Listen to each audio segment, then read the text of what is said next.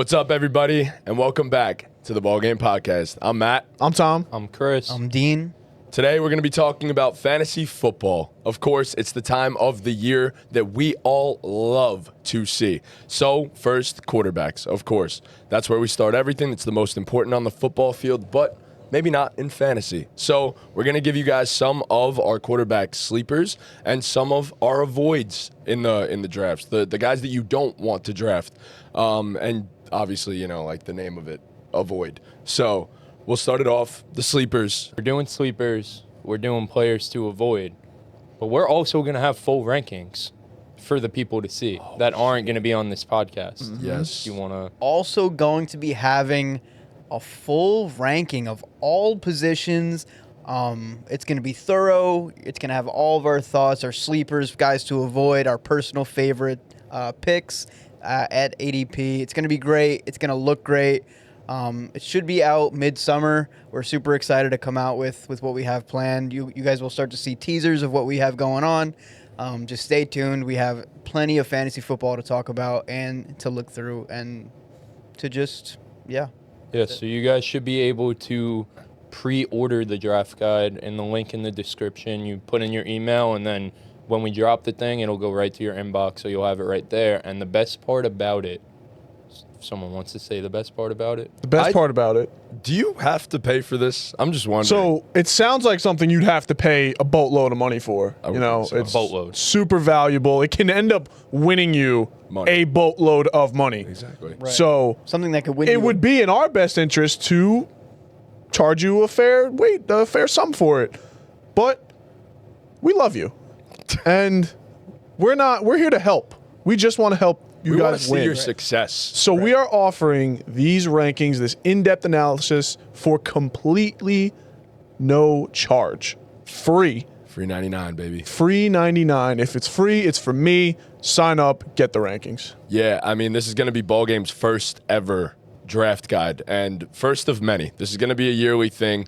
We'll see what happens in the future, but We'll see if it yes, stays free. we'll see. Yeah, Get it for exactly. free while you can. Today it's free. Exactly. So for this year, it's going to be free. We want to see you guys find some success. And also, if you use the draft guide, let us know what your team looks like. We want to see all the teams that you guys put out there. So send all the teams in. Let us know. Show us what you got going on over there. All you got to do, click that link, sign up, put that email in, and come early August, we're thinking you're going to be getting that in your inbox. So keep an eye out for that. And, you know, like when I was more casually playing fantasy football, I just remember how frantic and stressed I'd be right before a draft because I didn't do my own rankings and just relying on the ADP of whatever it is, Yahoo Sleeper, Right. which were all terrible. I feel like when you go in the app, like it's not what we would do. So we did it for you. We put together this list for you. You don't have to think about a thing. If that's not your thing, sitting there making a spreadsheet, we did it for you. It's free. Might as well use it. Link will be in the description of whenever our next videos are. Yeah. Yep. I'm excited, man. I can't wait to use it so I know what these guys are putting out. They know what I'm putting out. So it'll be fun from there. Cool. Unless you're our friends, then we're going to be, a little screwed over. But it is what it is. So these are our quarterback sleepers for fantasy football. Tom, get us started. All right. So when it comes to quarterbacks, rushing is king. We all know that. You need to have a rushing quarterback, unless you have a guy that's going to just throw for millions of yards. But those don't come too often. All right. So you need a rushing quarterback. That doesn't work. I have a guy here who is a dominant rusher, and he's going for super cheap in drafts. Justin Fields of the New York Jets will run the hell out of the football. His problem, he's not very good at throwing the football, which typically is not something you want in your quarterback. But for fantasy, that doesn't matter. He's going to run a bunch. And as far as his passing, he gets his best buddy back, Garrett Wilson. He loves to throw that guy the ball, and he's a really, really good receiver, so he'll help him out there. But as far as the running, he was on pace for 105 attempts last season, and in the past, I believe, 2 seasons, he crushed 100 rushing attempts.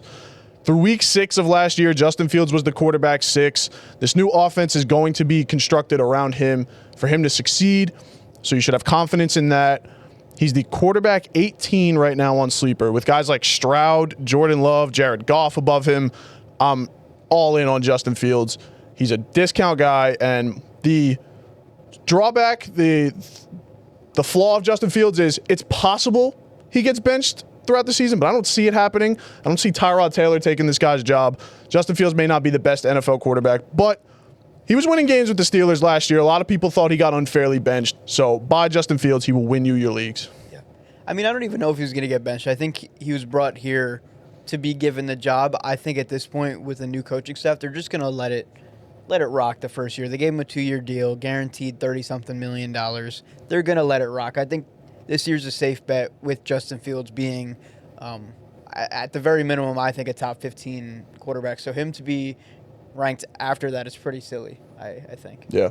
He had just as many rushing touchdowns as he did passing touchdowns before he got benched last year. Yeah. Which is valuable in fantasy. Obviously, the rushing are worth a lot more than passing. Yep. Fields has always been a great fantasy quarterback. We've always all agreed, I feel like, that he hasn't been the greatest NFL quarterback, but in fantasy, I mean, he's been dominant since day one. All he does is run. I mean, this is a guy that if he plays the full season, he's probably guaranteed to get, 600 or 700 rushing yards at the least. He's cracked 1,000 before. Exactly. Like, bare minimum, we're talking 600 or 700. It's a whole lot of extra points, and that's super helpful in fantasy football. That the rushing is king, as you said. Rushing quarterbacks just absolutely dominate. They break the game. Might they be the best at football? No. No. But they'll be great for your fantasy. They put up a lot of points. Yep. Definitely. Yeah. And I mean, I know it's the Jets, and everyone looks at them as a dumpster fire, but you got to keep in mind, Justin Fields, the first few years of his career was in Chicago, where it was probably even more of a dumpster fire. And the Jets have done a lot of great things over these past 2 years to kind of solidify their offensive line. They have a true alpha number one in Garrett Wilson, and we saw what a true alpha number one did for Justin Fields the last time he started a full season in Chicago. And then also, there's no real threat for the first time in Justin Fields' career of getting benched. Because who even is the Jets? Tyrod Taylor. Tyrod. Yep. But Tyrod's not coming Not out gonna taking happen. the job from him. And so there's He's just there to be backup. right. So Justin Fields, the leash is the entire season, unless anything could happen. Right. So if it's the worst quarterback play ever, he will get benched. But Right. there's really, the longest leash he'll probably have for his entire career. The rushing floor, like you mentioned, is there. He has a true alpha number one, but also he doesn't have a plethora of talent aside from that, which will maybe lend to him scrambling a little bit more because these guys can't get open. You're, relying on Malachi Corley and Josh Reynolds to get open, so it may lead to even more scrambling attempts. We might see Justin Fields. I mean, in his 2022 campaign where he was the quarterback 7, he had 160 rushing attempts. Could see him clearing that. It's definitely in the cards. I think he'll finish somewhere between 150 to 170 rushing attempts, which, like you guys said, is just so valuable from the quarterback position in fantasy football. And then the price you're getting him at, you're not getting guys who have this type of ceiling in that range. So Right. And he's going so late that you can pair him with one of those like pocket passers that aren't going to go so high. And if those guys have a matchup you favor more, you throw them in. You can draft a second quarterback if you feel like it, but I really don't think you need to. Who's the Jets OC? Tanner Engstrand, he was the passing game coordinator for the Lions. Okay. So he comes from the Ben Johnson Tree. System. I'm curious to see if he adds. Obviously, he should and he will have to some wrinkles, obviously, to that type of offense. I mean, Fields is very different from Goff in that regard. But I think that makes it more exciting for a first-time offensive coordinator. I think he's going to just have a field day with what he could do with Fields no day. pun Field intended. Have a field day with what he could do with Justin Fields and Breece Hall and their new tight end Mason Taylor. I think the offense has a chance to be dynamic. I like your O-line a lot. I think that's going to Got a be young O-line. the strength of the strength. yeah, I was gonna say that's like Probably the best unit on the team. That's the best thing going in his favor too. It's by far the best unit as an O-line that he's played behind Right. in his career. The thing is, it's the Jets, Yes. which definitely scares a lot of people away. But Yeah. I mean, if you look at it outside of that lens and just look at the situation as a whole, it's the best situation he's played in his career. For which sure. Isn't really saying too much, but it is. We've won the last 2 off seasons. We have 12 total wins to show for it. You would say it's a better situation than Pittsburgh? think their O-line is better. I think their rushing attack has potential to be better with Breece Hall.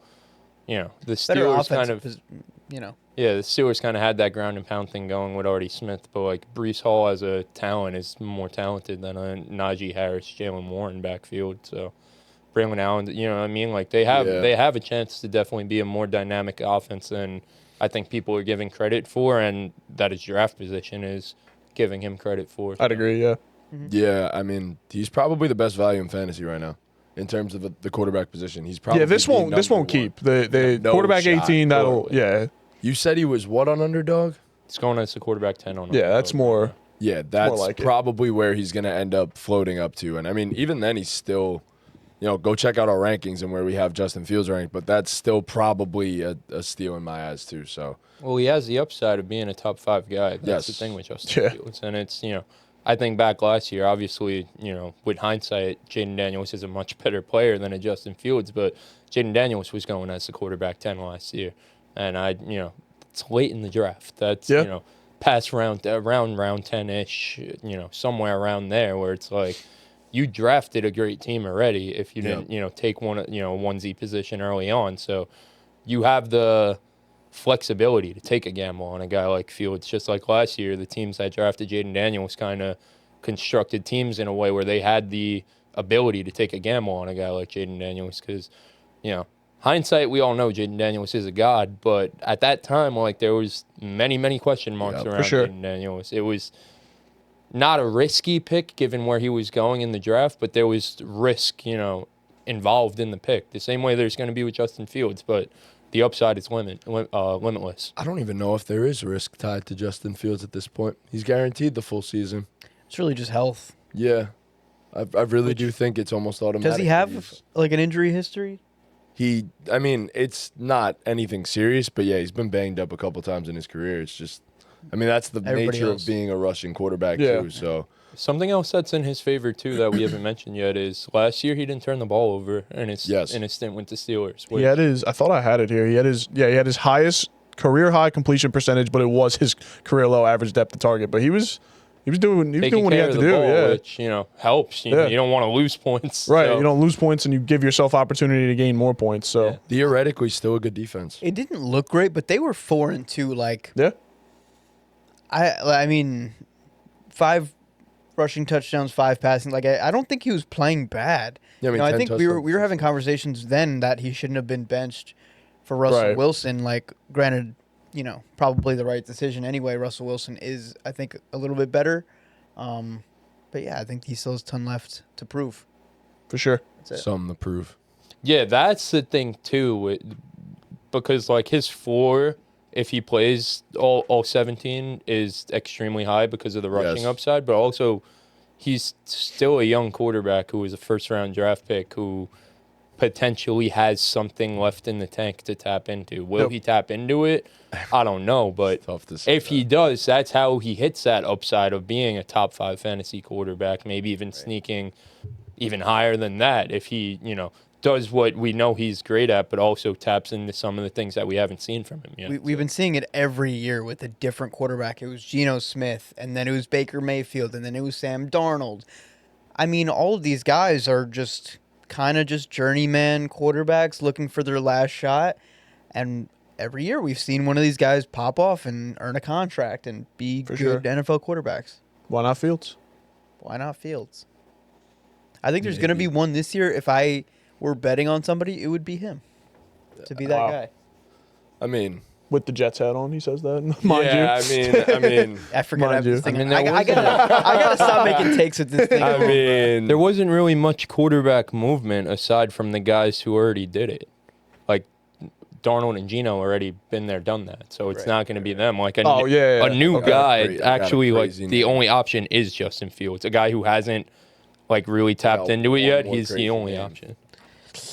I don't even want to hear it from you. this isn't my quarterback sleeper, but if we're talking guys that could potentially break out that have that first round draft capital in a new system, Danny Dimes. Yo, I love it. Call me crazy. I love Danny it. Dimes. I I really do think there's potential there for him to actually have a very good year. Yeah, I do. and no one's drafting him unless it's, one of Exactly. those deeper Right. leagues, underdog, or like a super flex league. 2 quarterback I think league, there is yeah. fantasy upside for him. I truly do with Daniel Jones. He's Yeah. never had these kind of weapons. Well, yeah, Ever. all the I don't disagree. upside that applies to Anthony Richardson also applies to Daniel Jones in a way. Less so with the rushing, but more so Yeah. with the passing. Yeah. Yeah. Daniel Jones is He was a great damn runner. He is a very good runner, yeah. But he's not AR Anthony Richardson, exactly. but like Yeah. in terms of can he score a bunch of touchdowns down Yes. in the goal line? Yep.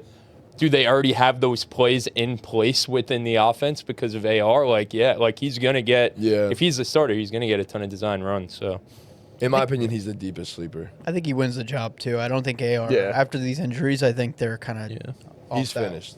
He's finished. I hate to say it, but he's finished. Yeah. You got to play football to get better at football. could He see him cannot. being Yeah. A Steeler next year, someone like that. Yeah. I Someone mean, take a flyer on taking him, another yeah. shot on him. Yeah, absolutely. But All right. my actual proper quarterback sleeper this year is going to be Kyler Murray. Every year, I feel like Kyler is primarily undervalued in fantasy football. His floor when he's played full seasons is quarterback 10. And he's being drafted right now at his floor, and that's usually what you want to look for in fantasy football. You said rushing is king. Kyler Murray has never finished with less than 500 rushing yards when he's played a full season, so that's the floor there. And like I said, if you could get a guy at his floor, that's one of the best things you could do in fantasy football. He's being drafted in about the 8th round right now, and I think that's perfect after you've built a solid squad and you have the opportunity to go and get a guy that does have top 5 upside at the quarterback position. It's not often that you get the chance to do that, and Kyler also does have the capabilities, unlike Justin Fields, in the respect of he is a very talented passer. He is. There are plenty of games where Kyler will go for 250 and 2 touchdowns and also run a ton. He has week winning upside, which you definitely want to look for. So, yeah, I believe Kyler Murray is definitely due for a little bit of a big season. And top 10-4 there's not much better than that with a top 5 ceiling. So, yeah, I'm all in on Kyler Murray this season. And, yes, I know their offense coordinator isn't always the best. But, as I said, QB10 is his floor. So, he's ready for a big year. Yeah, I mean, if I go by my rankings, Kyler probably would be. It would probably math out that he's my sleeper. So I completely agree with you. I traded for him in Dynasty. He's, like you said, he had a bad year last year and still finished quarterback 10. Yep. So there's so much room for improvement. A second year of Marvin Harrison too. There you go. And A great offensive line. the offense was very solid. young offensive line. Yep, young offensive line. Trey McBride's getting better and better. That defense still isn't good, so he's still gonna have to put up numbers. So I'm all in on Kyler Murray. I agree with you. Yeah. good. I was just gonna say my issue with Kyler Murray isn't Kyler Murray.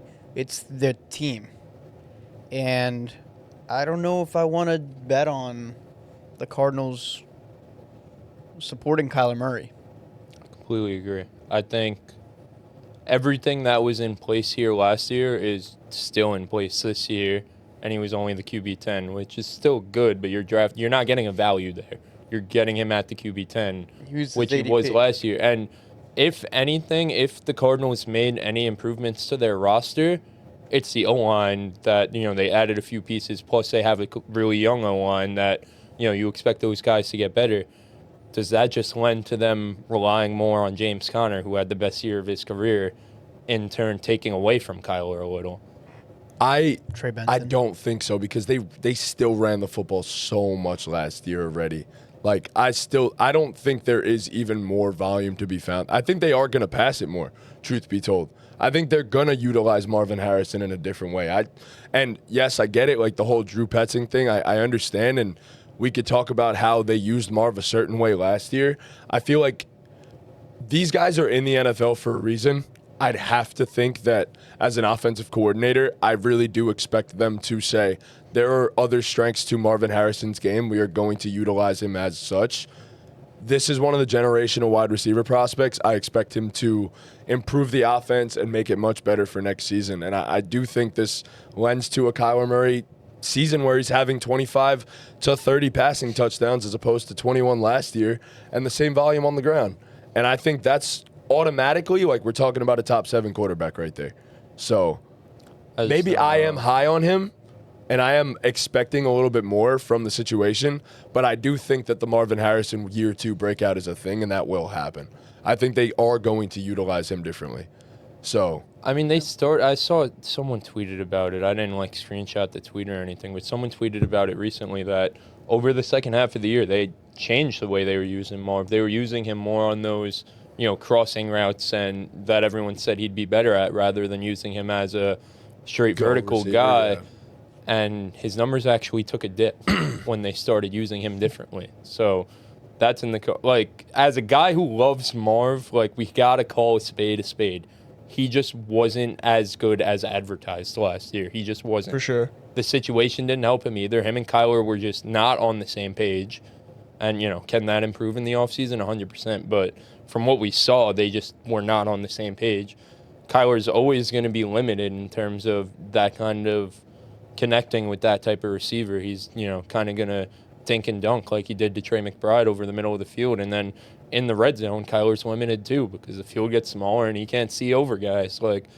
Kyler is just he's limited. I like Kyler the talent, but he has clear limitations. Nothing changed to it in the offense. To me, I don't see a world where Kyler improves on much of what he did last year. Maybe he throws for a few more touchdowns here and there, but to me, I feel like QB10 is kind of the perfect spot. I have him as my QB10, so I have him think significantly right. higher. I think it's kind of the perfect spot for him. I mean, can he finish as the QB9 or 8? Yeah, but as a Not much top difference, 5-6 guy, I don't see it. I think it's there, and I think anything with Marv, and I'm not an offensive coordinator, but anything with Marv, I feel like I said it in one of my tweets.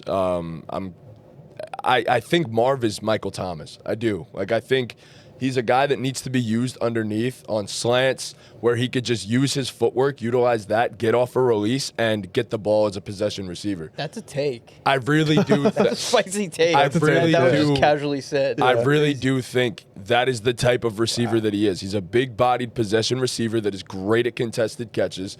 That's how they need to utilize him. Is he great at contested catches? Because he wasn't as a rookie. But when I say contested catches, I don't mean throw a 50-50 deep jump ball. I mean throw the ball with a guy on your back on a slant and catch No, it. I agree. But he just wasn't.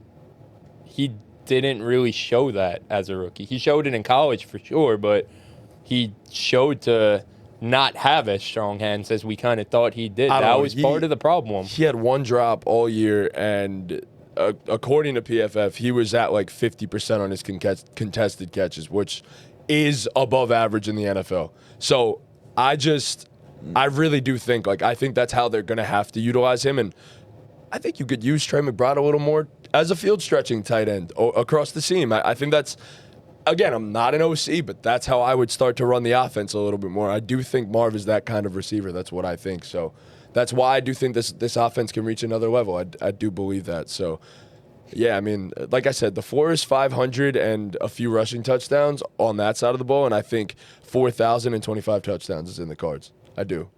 So. Yeah, I mean. I'm believing too much. Yeah. I'm really believing too much in Marv. Bro. Yeah, I just think there's just so much that has to change and go right for him to get to that ceiling. Does Kyler the talent have that ceiling? Obviously, we've seen him be Yeah. QB3 before. Obviously, he has that type of talent and that type of game-breaking upside with his rushing ability in a way, but he wasn't that consistent last year. Marv wasn't that good last year, and Drew Petzing was like a dinosaur, basically. Yeah. Just running like a 2010s offense. And it's just sure, he can change that going into year 2 with this group, but also he had a whole season to change that last year, and he didn't.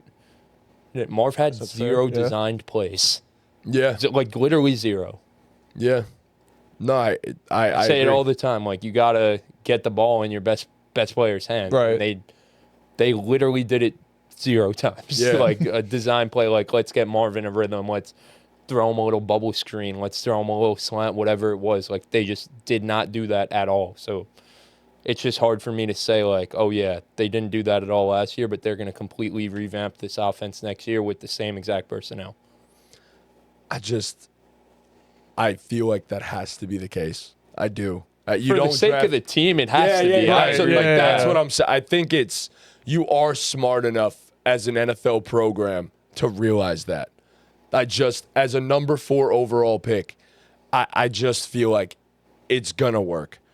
They're going to utilize him the way that they should utilize him, and that's going to unlock a new portion of this offense that, in my opinion, takes Kyler Murray's ceiling to a top 6, top 7 quarterback level, being drafted at QB 10, which, like I said, I mean, you're not going to lose value off of drafting Kyler. You can only gain value because we've seen what his floor is across a 17-game season. So I just feel like the upside is there. So, But does that constitute like a sleeper? His ADP's 10. yeah. Well, He hasn't been like I have him at 6. QB Yeah. 6. Yeah. So pretty far, and I like guess. getting those 4 spots in fantasy, like between 10 and 6, is like, It's a big or deal. even 10 and 5. Like, I do believe he has top 5 upside. That's a big jump. Yeah, it's a big deal. So Yeah, I get it. yeah. Yeah, I don't know if I'm in the top 5 camp because I do agree that to an extent a lot has to break his way. But I think if I mean, you have him at 6 too. yeah. But he's concrete on his top 5, probably. Yeah, exactly. I just don't that's really what it is. I just don't see him beating out those other guys. Surprised you have Kyler over Baker. That's what I've been thinking in my head this whole damn time. I'm very surprised. This whole I'm time, scared bro. with Baker, I will say that. What are you scared about? Another change at OC. I guess, yeah. I'm a little so many but Bowles does a weapons great there. job of hiring coordinators, I will say that. But They have so many Yeah, I was gonna say, it hasn't weapons mattered there. yet. It's almost like foolproof. Yeah, I mean, they had to change at OC last year, and he got better. So, Yeah, I mean, like, 100%. to me, it's like there's no reason to believe Baker's going to Yeah, take a I'm step probably back. gonna adjust that. It's almost like the OC is I have gonna the come I fit have them the- instead of them trying to fit the OC. Yeah. I mean, The OC's probably gonna build You off fit system the they already personnel, have. yeah. you have a blueprint. Right. 2 years They don't. in a They row, don't need somebody to overhaul the system. They need somebody to run the system. get the Yeah. most out of the guys there. Like, I mean, to me, Baker and Kyler's floors are pretty similar. Their floor is a top 10 quarterback, Yes. honestly. And then it's like, you look at their ceiling, it's a what have you done for me lately league. Lately, Baker has a higher ceiling. That's fair. He yeah. was, what, the QB3 last year? QB4, he was Some- tied with. somewhere I don't around there. necessarily whoever. agree with that because of the rushing upside of Kyler. Yeah. That's the only reason why. But Baker didn't I have that won't rushing agree. upside last year, and he was the QB3/4. He was tied with whoever. He was tied with Joe I actually Burrow. think, yeah. I do think Baker had his best rushing season last year, though. I do think he did. He's running the right statistically, Yeah, I do he believe had he had his some Also, best rushing. didn't he have the most 4. touchdowns in the Yeah, league? 400. QB That's pretty crazy. /4. He was tied with Burrow. They had the same amount Crazy. of points. He had how many rushing yards? 400? 378. Yeah. 3 touchdowns. Yeah. Most of his career. Yeah. Yeah, I mean, he was toting that rock. He so was. if you're getting that from Bro, you remember Baker, that one like, run where he threw like 3 dudes off of him? And yeah. Baker was that dude. That was my like reasoning for putting Baker as low as I did. I just think there has to be more of a focus on running the ball. Yeah. Because That's fair. now you have a full season of Bucky Irving is a really good running back and new OC, so that's why I pulled him down a little bit. But that's still my king. Well, they added Igbuka, so like Exactly. there's really Yeah, no that's signs true of them too. wanting Yeah. to slow down the passing game. how That's fair. high volume they want to be. I mean, he threw the ball 570 times. It's pretty ridiculous. Right. Connected on 400 like bro. Yeah, I mean, completed drafting 400 Ibuka like passes. definitely suggests like they That's want to fair. keep leaning into that high volume passing attack. Right. So, Right. yeah, I think to me it's pretty clear Baker over Kyler. Like they're definitely close, but like I think it's pretty clear to me personally. They're definitely close. Though. Baker's Yeah. drafted QB7. Yeah. Yeah. I think that's I about figured. right. That makes sense. Yeah, like I said, I think both of them have similar floors. If they play all 17, their floor is about the QB 10-ish, Yeah. give or take. Yeah. Yeah. But I understand where you're coming from with the ceiling with Baker. But yeah, I do think both can be top 5, but the price on Kyler is a little bit cheaper, which is why I take that.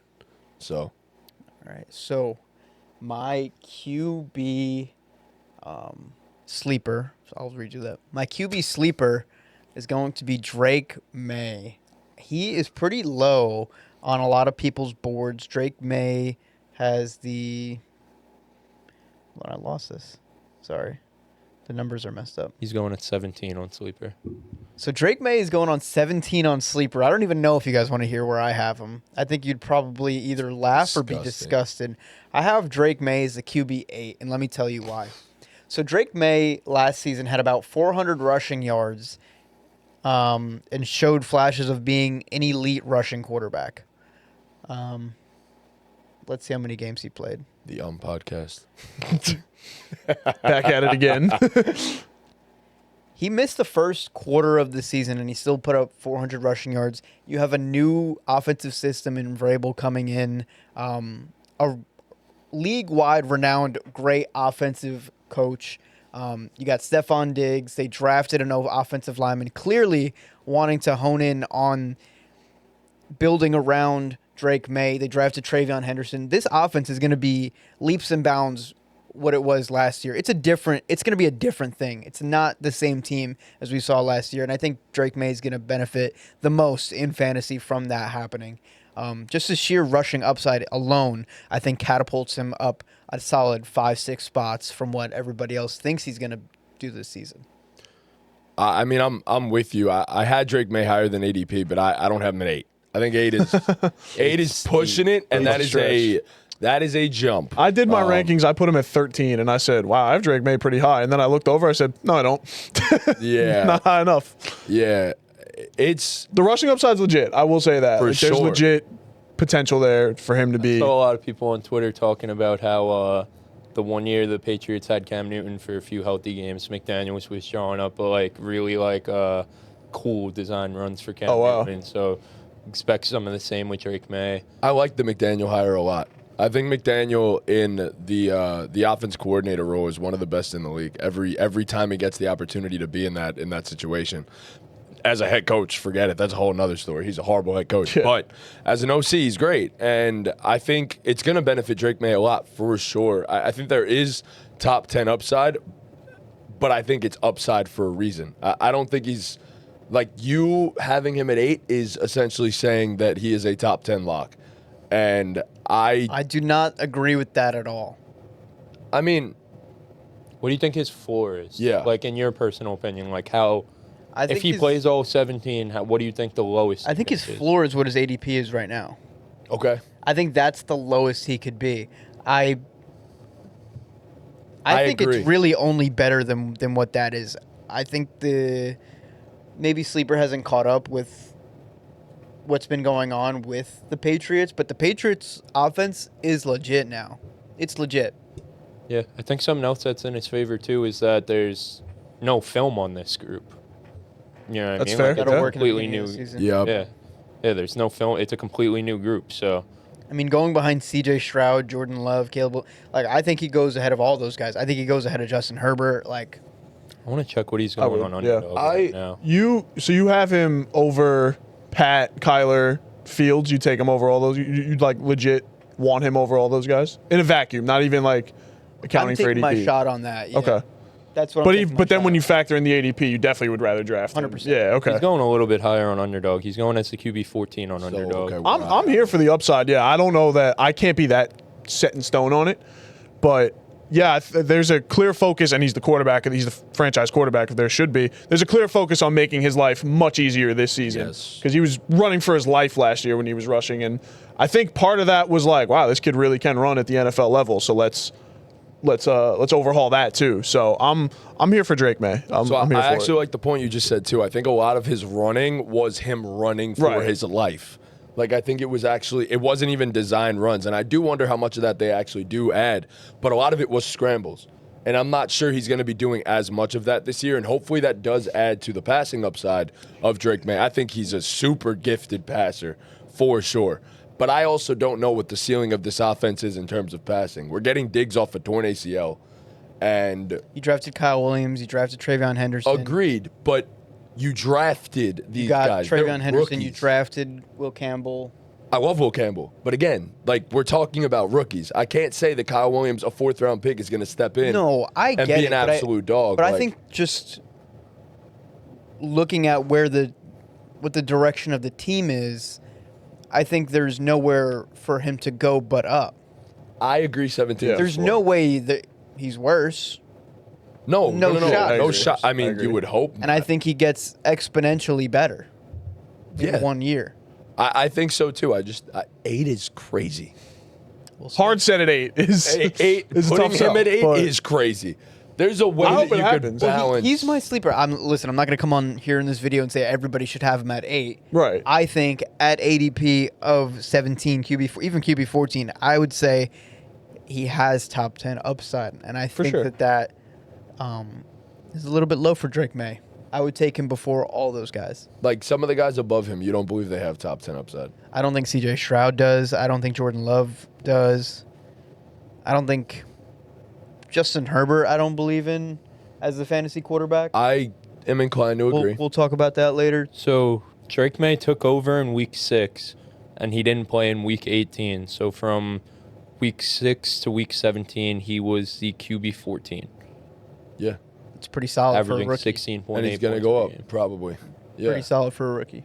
I'd bet on Yeah. that. No, I agree. I get it. I'm just saying there are concerns with the passing game still, I think. I get it. I do. I really do think there are. He's another, like I said with Fields, you can take him late in the draft and then pair him with the guy you feel a little more Yes. comfortable in to give you a low, high Oh floor. yeah, at ADP, I think we all agree with you. For I just sure, think yeah. The 8. The was a 8 little is- steep, but nuts. Eight's a like, little shit, high. call your shot. Yeah, hell yeah. bro. I That's have what we're to. here for.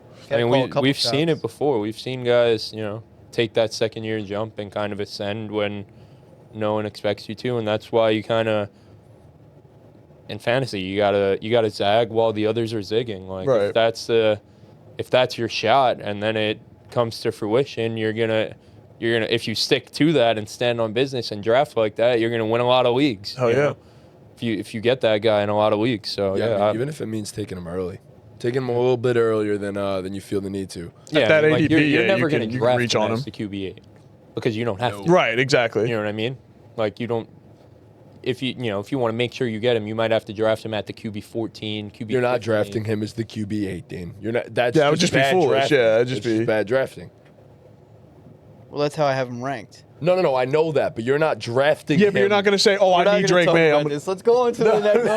No. This is gonna be a conversation. He's going in drafts like 6 rounds later than that, basically, probably something. That's like that. what we're 5, saying. 6 rounds later than where the QB8 would be drafted. So it's Right. like, why the fuck would you draft him there?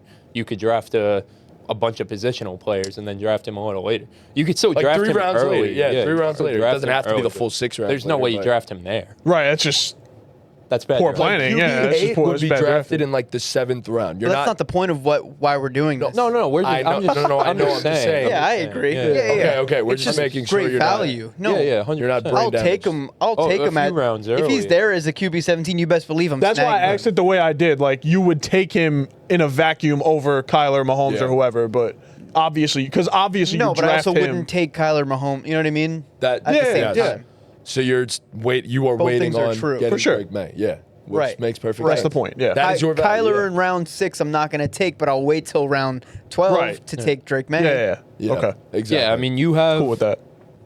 well, actually not the biggest discrepancy between any of us, but the second biggest discrepancy between any of us. So he's such a value to you that I'm assuming anyway. You correct me if I'm wrong. In a lot of drafts, you're gonna pass up on the earlier guys because you see Drake May as such a value that you're gonna kind of He's going to be in my crosshairs in every draft Right. and later rounds. Right, later even if you Cool. draft a guy earlier, you probably might even still Yeah. draft him if you think he's that much of a value. You trade why not? him, right? Yeah, Why not?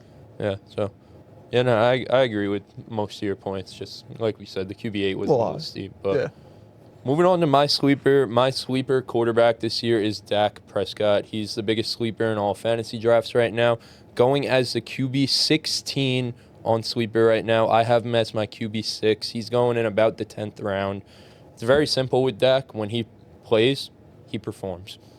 It's that simple. The thing with Dak is it's kind of 1 year on, 1 year off type of thing, but Dak in the seasons that he's played 16 or more games, he's finished as the QB7, QB10, QB14, QB2, QB8, and the QB3. His last 3 seasons playing 16 plus games, he had 596 passing attempts, 596, 590, averaging 4,600 passing yards and 34 passing touchdowns. To me, the thing with Dak is his floor is about 4,000 passing yards and 30 touchdowns, which is in a vacuum probably good enough to get him at least the quarterback 10, which to me that's what I think his absolute floor is if he plays all 17 or even plays 16 like I mentioned with those stats there. You obviously have to bake in injury concerns with Dak, but the trends say he has 1 year off, 1 year on. So True. he had a year off last year. This should be a year on based on history. So I'm kind of like throwing the injury stuff out the window with Zach. Yeah. To me, because it's like he's shown that he bounces back from his injuries. That's kind of the Dak cycle. And then, the Cowboys still have no run game. You brought in Javonte Williams and Miles Sanders. I don't think either of them are changing the run game. They still have no run game. Jadon Blue. Jadon Blue, shout out to him. That's my dog, but he's not doing too much. Don't even. And then they were the 27th ranked defense according to PFF, like overall defensive rankings last year. I expect that to take a little bit of a jump because, you get Micah back, you get the guys in the secondary a little bit healthy. But overall, I think they're a bottom half defense, which that's kind of the cheese to fantasy football, especially at the quarterback position. You want quarterbacks in high passing volume offenses with no run game and bad defenses. And that's exactly what the Cowboys are. Check. Yeah. Yeah, to me, Dak Prescott is like the discount Joe Burrow. Their situations are very similar. Obviously, Joe Burrow has better things going for him, a better wide receiver 1, a better wide receiver 2, an even worse defense. So, and that's why and also he's a better player. So that's why Joe Burrow's going where he's going. But I think if you have your eyes on a Joe Burrow and you miss out on him, I think Dak's a fine guy to plug in there, especially with the discount. I mean, we've all talked about it. It's early days. It's the beginning of July. Sleeper's not really updated to its fullest capacity right now because no one's drafting on there. But even on Underdog, Dak's going on the QB12 as the QB12. I'm still taking him there. Like I said, I think he's the QB6. I think his floor is the QB10. So if I could get him at a discount, get him later than the QB10, there's just no reason not to draft him. And then plus they add a guy like George Pickens who is just a significant upgrade over Brandon Cooks. Shout out to Brandon Cooks. Had a Still doing great his thing. career. He's back in New Orleans now, so I hope he does well, I guess. I didn't even know that. Wow. Yeah, back in New Orleans now. He's retiring after this. Yeah, I year, don't think he's probably. going to play much, but he's there. Yeah. He's there. He He's is getting cooked. reps in, but yeah. Cooked. Literally cooked. Cooks is cooked. I agree. I think he's the perfect QB sleeper. Yeah. Yeah, I have him. Ept analysis. I have him at 8. Only a couple lost spots behind you. files. Yeah. Lost tapes. Couple spots behind you. I completely agree. My point was going to be the discount Joe Burrow thing. It's the situations. The Cowboys are discount Bengals this year. I think the Cowboys are going to be that team that you're itching to play. You want your players to go up against every week because they're going to have to throw the ball 45 times a game and to put up points and stay alive in these games. And especially if you draft CeeDee Lamb, that could be a league-winning stack right there, Dak and CeeDee. We've seen it before. It can happen again. Dak's got the resume, and it's a great situation for him. He's going to throw the ball a ton. He's an underrated NFL quarterback, so he is a really good NFL quarterback. So the talent is there. The situation is there. The history is there. So I'm all the way in on Dak for sure. Yeah, I mean, I love Dak as a fantasy quarterback. I think QB12 is about right, in my personal opinion. I understand why you draft him higher. I think QB12 makes a lot of sense as to why he'd be drafted there. My concern, and I do think the situation is better, I do think the defense is better than people are giving it credit for, too. But I think bottom half is fair to yeah. say for them. About. I think they're about middle of the pack. But I will say this. Last year when Dak played at the beginning of the year, it wasn't good. Like, it wasn't the Dak that we expected. And I don't even know if you really can attest that to injuries. The injuries did eventually happen. The Cowboys were just poverty for a little while in the beginning of the season, and Dak was a portion of the blame for that. I'm concerned about that. I own him in Dynasty, and I'm concerned about that for this upcoming season. I don't know if that Dak is there, and I hope it is, and they're going to have to throw the ball a ton. But yeah, that last season's start definitely concerns me a little bit. I mean, it wasn't the prettiest. It definitely wasn't. So I just think the historical trends say 1 year on, 1 year off. Yeah. And they also addressed O-line. They spent the first-round pick on Tyler Booker, so the O-line should be a little bit better if he's, as good as advertised, as good as they hope he could be. So that, helps him a little bit. That's in his favor a little bit. So, yeah, I just think, right here, like at QB16, you have to take him. Obviously, I think, he's going to go up a little bit come draft time, but if you get him any later than the QB10, I think it's just a no-brainer pick for me. When he, if he slips in there and starts going as the QB9, QB8, like I could be okay with some reservations. Obviously, I still have him a little bit higher at the QB6, but like I said, I think the floor, if he plays all the games, is QB10. So, Yeah, I think that's fair. Yeah, I think so too. I'd agree. all right. You want to send it back with the voids? Yeah, so those are our quarterback sleepers. Let us know down in the comments any quarterback sleeper that you're going out of your way to draft right now. These are the quarterbacks that you cannot draft in fantasy football this year if you like winning money. I'm going to get it started. My quarterback to avoid this year is Brock Purdy. I have him as my quarterback 17. He's going as the quarterback 12 on Sleeper right now. He finished as the QB 14 last year, so he's finished later than he's going right now. I don't really have much stats to back this one up. Brock Purdy's produced. He's been a top 10 quarterback before. He's been a high-end QB2 like he was last year at the QB 14. To me, I just feel like so much has to go right for the 49ers for this to hit, and I don't believe in all those things. You have Christian McCaffrey coming back from double Achilles tendonitis, which is a big concern. I know a lot of people are very bullish on McCaffrey right now, basically saying, like, if he's there, he's going to be that guy. I don't know if it's that simple. I'd like to believe it is because I love Christian McCaffrey. That's my dog for life, but it's definitely not that simple. You have to factor that in. And the 49ers offense is just going to go as Christian McCaffrey goes. That's just kind of how it is. Brandon Ayuk coming back from a major knee injury. Is Brandon Ayuk going to be ready for week 1? Probably not. I don't think Definitely so. not. Right. You got, a bunch of spike weeks from Juwan Jennings last year, but is that who Juwan Jennings is, or was it just a couple spike weeks? We don't know. I know you believe in Juwan Jennings, I but like the player a lot. Forgetting one guy. Slick Rick? Slick Rick. baby. And George Kittle does exist. Yeah. I was going to he get, always Slick Rick, is kind of an unknown. He had that great Week 17 game to lose me the 32-man Sure league did. last year, so I kind of have a personal vendetta against Slick Rick. And then you have the George Kittle thing, who, honestly, when we get to the tight end episodes, all this just aligns for George Kittle to have a monster year. But the only negative I have to say about George Kittle is just he's another year older, which can matter. Might not matter, like but it might could, not matter, but it can matter. could. And he guaranteed to miss 3 games a year at least. Right, He so it's stayed just- relatively healthy the last couple of years, though. He misses 3 games a year. Yeah. Yeah, I guess. so for me, it's just like, this isn't even a knock on Brock Purdy, the player, because I know a lot of people like to knock Brock Purdy, the player. I think Brock Purdy's fine. He got his bag. Shout out to him. Something in his favor, playing devil's advocate against myself, is the Niners have the easiest schedule in football this year, which can definitely help the case. But I just think so much has to go right for this offense that I'd rather draft someone else that I feel a little bit safer with. Have the conversation. I just spoke about him. I'm drafting Dak over Brock Purdy every single time. Agreed. Me personally. Every single time. It's close. And I can even hear the argument if you think Brock Purdy has a higher ceiling. But I think in terms of the floor, I just think Dak's safer. I think that Cowboys offense, for fantasy football, obviously real football completely different. I think the 49ers are a better unit.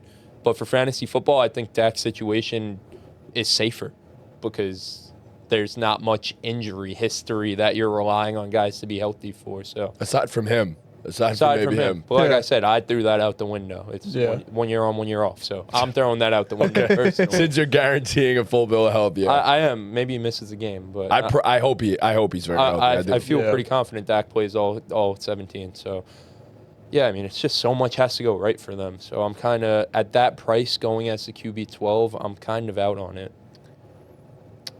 Me and you both have him at 12. Yeah. So I'm not. None of us are bullish on Brock Purdy, but He is very bullish on are you? Brock Where do you Purdy. have him? I'm pretty high on Brock. I think I have him as QB7, QB8. Oh, Yeah. you are That's bullish 7. on Brock Purdy. I have him at QB7, and I didn't even notice that. Wow, it's because of his sneaky ability to rush the ball.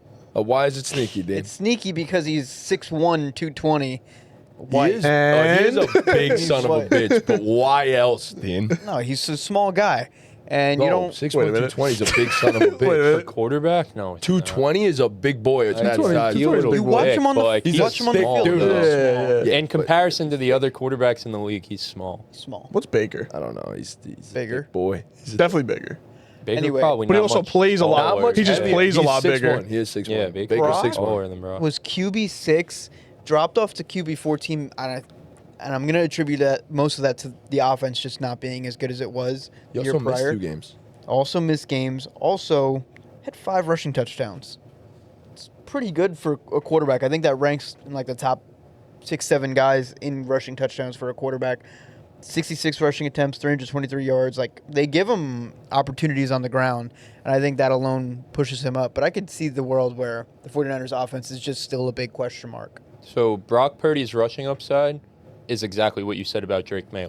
Yes. Brock Purdy was I running gonna for say his the same. life. Yes. Yeah. Nothing was designed. Maybe an option here or there, but for the most, and he Yes. did a great job at it. Like, can't take that away from him. He was one of the best scrambling quarterbacks in the league last year, and the stats show for that. But it wasn't anything designed, so it's kind of like a give or take in a way too. Because if the offense returns to form a little bit, then does his rushing Passing volume upside goes go up a ton, down? The passing upside goes up. It's just, I don't know. I'm confused with Brock Purdy. This could totally burn me. Like, this isn't one that I feel like super Yeah. confident on, but by my numbers, this was like the biggest discrepancy in terms of Where'd like. you have him? I have him as QB 17. Okay. All right. So I have guys like, I have Matt Stafford going over him, who's a guy I'm very bullish on, and Yeah. we can mention him at the end. But I have Trev going 2 spots. I have Trev as my QB 15. Okay. And then I have Goff and Herbert as the 14 and 13. And then QB 12 is where he's going. I have Bo Nix as my QB 12. So I feel pretty confident in all those guys I have over him. Maybe Trev is the guy who, you could question, but I also see Jacksonville. I think we all see Jacksonville's offense taking a big step up this year. So if the offense takes a step up, Trevor Lawrence is going to take a step up in fantasy value. So that's just kind of where I slotted Brock Purdy in. I definitely don't feel like it's a lock. Brock Purdy is going to be the quarterback 17. I feel like QB 12 can honestly be a fine range for him, but I don't see the top 10 upside with Brock Purdy this year. I think so much will have to go right for them. I think top 10 is going to be tough for him. I think McCaffrey being back has to eat into his rushing. Whether it's the Christian McCaffrey, if it's a Christian McCaffrey of old, then for sure. But even if it's washed Christian McCaffrey, probably still a decent running back, So that's got to eat into his upside a little bit. Brandon Ayuk was not that good before he got hurt last year, so you really have no idea where he's at. I mean, he was one of the most efficient receivers in football a couple seasons ago, and then, like I said, last year just got off to a rough start and then tore his ACL. So we don't know where that's at. Ricky Pearsall got shot, got back. I like him as a second-year player. I think he's a good player. I like Kittle, obviously. I think Kittle might just age like wine. And Debo's gone. There's just, like I said, there's a lot of uncertainty with the 49ers. And Brock Purdy isn't this overwhelming juggernaut of a fantasy quarterback for me to have top 10 confidence in him. I agree. So I get it, and I agree with what you said before about the scrambling, because that's the truth. But I also don't know if they've really improved the offensive line to the point where the scrambling's going to go away too much. I don't know. And I don't know if that's going to play to his Didn't they sign advantage. they lost the guard, right? Yeah, they lost the guard, but I mean, if you start bringing up worse offensive lines, going to make him a better fantasy player. I mean, you can go both ways weird. with that. Exactly. It's weird. I feel like Weird. it's silly to argue. He missed 2 games last year, and he was the QB 14 though. So that also does come into account, obviously. Yeah, in terms of points per game, he was the QB 12. Yeah, where he's exactly where he's getting drafted. He's just not as much of a guarantee as the other guys in his range, which I agree with Chris. It's a little bit more of a mystery box. That's Brock Purdy. I think he's a guy. I think he is a guarantee that he's going to be around that range. I don't think you're I don't think when you draft Brock Purdy. Brock Purdy. I don't think when you draft Brock Purdy that you're gonna get much less than a QB 15 finish. Like, I really don't. He's not gonna Brock undersell. Purdy owner right here. Yeah, no, 100%. I am. Yes, maybe it's a little bit biased. I am high on Brock Purdy, even though I have him at QB 12. I think his upside is great. I think Ayuk doesn't need to come back 100% healthy, because I do think this team has enough weapons to support around him. Yes, I do. I think Ricky's going to have a good second year. I think George Kittle is just God. He is God himself at the tight end position. So yeah, I think these guys are good enough. I think Brock can have a top 10 season. I think QB12 is honestly just about right. Brock's a guy that I would take and then call my shot on Drake May or Yes. like Trevor Lawrence or one of those guys. You know, I would feel comfortable doing that. I don't think I'd take him as my week-to-week starter, but Yeah. I'd feel comfortable taking him and then 100% calling my agree. shot. See, like, I'd rather not do that and double up on. If I could get Drake That's May fair. later, I'd rather, like Matt Stafford right now. I'll just talk about it quick. I have him as the QB 15. I think it's insane that he's going as the quarterback 22 right now. But I've seen so many rankings over the past few days that have Puka and Devontae both as wide receiver ones. So if that's going to Stafford, happen, then yeah. Matt Stafford's going to be a top 15 quarterback, right? Should be, yeah. That's just the Was Aaron mathematics. Rodgers a top 15 quarterback? Because that's your answer right there. What, last year? No, he wasn't. But that would be He didn't have him Stafford. for the full season, though. That's fair. That would I be wanna- Stafford force feeding. How far was Those Rodgers two outside only, of the and- top 15? Do you remember what week they got? Week It was like 8, 6 or 7. was Like it? 6, It could 7. have been 8. 6, 7. I'm I gonna, mean, you guys Rodgers keep was talking. 15 on the dot, actually.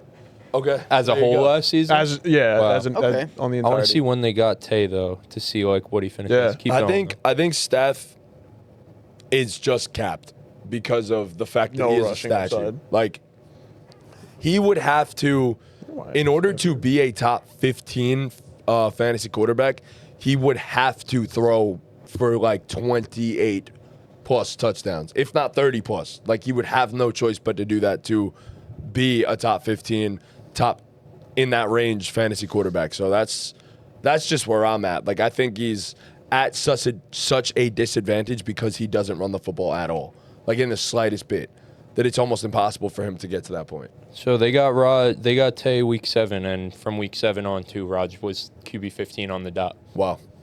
Yeah. He was your QB 15 all season. That's pretty crazy. And how many touchdowns did he throw last year? 28 or something like that? Something of that matter. Yeah, something like Stafford's that. probably better than Aaron Rodgers, too. Yeah, but Like, I'd Stafford's rather- always been high Yeah. interception guy too. So Point that's- being though, I'd rather double up on Drake May and Staff than draft Brock Purdy That's fair. where he's going. Yeah. That was. I can't be mad at that, yeah. I disagree, but I get it, but yeah. All right. So my QB to avoid this year is going to be Justin Herbert. So I think people are still on kind of like the brand name of Justin Herbert. Like we remember his rookie and sophomore years being QB9, QB2. But if you look at the last 2 years of Justin Herbert's attempts, or even just this last year with Jim Harbaugh coming into the fold, playing a full 17 games, he threw the ball 500 times. That is a vast, giant difference from what he was doing 2 years ago, fully healthy. He threw the ball 700 times. Jim Harbaugh and Greg Roman are taking away 200 attempts from Justin Herbert. That's not going to cut it in fantasy football. You could tell that they kind of want to they want to commit to the run game in drafting Amari and Hampton in the first round. They want to be a run-first team. And Justin Herbert at QB 11, like, I just don't see the volume there for him anymore like it once was. I mean, he finished QB 12 last year. I could see him throwing the ball even less this year. So, yeah, I think that's where I'm at with Justin Herbert. I'm not comfortable with taking him QB 11. I wouldn't be either. I think you have him at what, 17? I think I have him like one spot higher than that, at like 16 or something. I have Herbert at 15. 15? Okay, I might even have him lower. You but- guys I both actually have have him him at lower. 17. Yeah. Okay.